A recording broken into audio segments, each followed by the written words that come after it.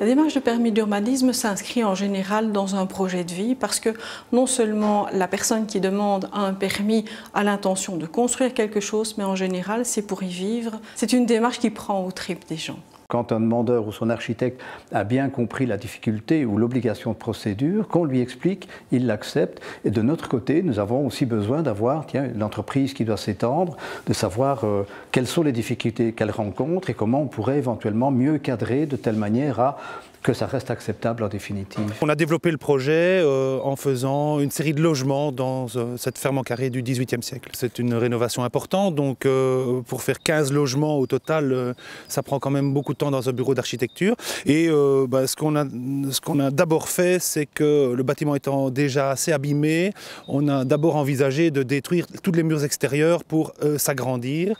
Et c'est à ce moment-là que nous avons rencontré préalablement la région wallonne et nous avons présenté notre projet et en discutant avec le fonctionnaire, on s'est rendu compte qu'il fallait faire un projet qui était plus intégré et moins destructif et donc on a réfléchi notre projet d'une manière différente. C'est fondamental d'avoir ce contact préalable pour le demandeur. D'ailleurs, nous avons des demi-journées de permanence publique parce qu'on peut échanger à la fois sur les procédures, qu'est-ce qu'il attend, et de voir un petit peu quels sont les problèmes qu'il pourrait rencontrer.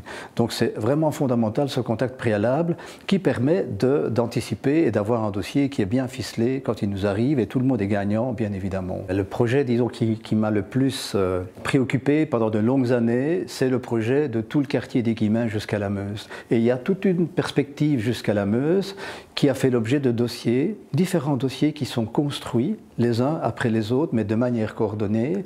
Et la plus belle réalisation, ce sont les quais de Meuse, avec la passerelle. Donc une pacification des quais rendus aux citoyens et une passerelle qui donne accès à la Beauvrie. Donc ça, c'est un grand travail de concertation entre les services de SPOE qui ont pour mission, pour moi, c'est vraiment important, de présenter aux citoyens un projet de qualité, puisque ce sont des projets financés avec le budget wallon, donc le projet de citoyens.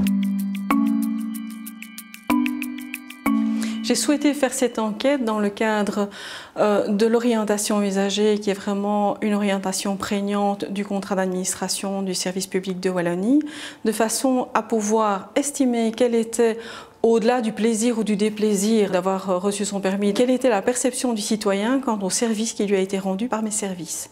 À peu près 20% des citoyens qui ont reçu les formulaires nous ont envoyé une réponse en environ 2 semaines de temps, ce qui est vraiment un taux de réponse extrêmement élevé. Au regard des résultats de l'enquête, nous allons pouvoir estimer quels sont nos points forts, quels sont nos points faibles, capitaliser sur nos points forts, améliorer nos points faibles de telle façon à tout le temps améliorer notre qualité de service.